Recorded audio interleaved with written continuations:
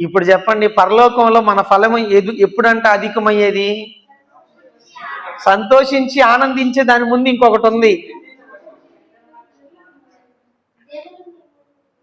ఇప్పుడు చెప్పండి, ఇప్పుడు చెప్పమ్మా, ఎప్పుడంట పరలోకంలో ధనం అనేది అధికమయ్యేది?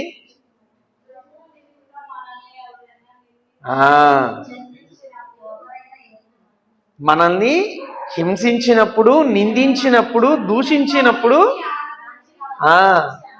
అంటే పరలోకంలో ధనం అధికం కావాలంటే మనం ఏమవ్వాలి? ప్రభు నిమిత్తం భూమి మీద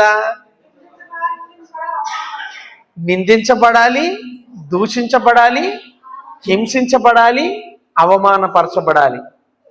అలా ఎవరైతే ఈ భూమి మీద దేవుని నిమిత్తము అవమానపరచబడతారో, నిందించబడతారో, కొట్టబడతారో, దానికి తగిన రీతిలో పరలోక రాజ్యంలో ఫలం అనేది అధికమైద్దంట. ఇప్పుడు ఎంతమంది నిందించబడుతున్నారో, ఇక్కడ ఎంతమంది హింసించబడుతున్నారో, ఎంతమంది అవమానం పొందుకుంటున్నారో దేవుణ్ణి బట్టి. అంటే నేను మాట్లాడే మాటలు మీకు అర్థమవుతున్నాయా? పరలోకములో మన ధనం అధికం కావాలంటే భూమి మీద మనం ధనాన్ని సంపాదించుకుంటే అవ్వం, భూమి మీద మనం ఆస్తిపాస్తులు సంపాదించుకుంటే అవ్వదు, భూమి మీద మనకి బంధు బలగము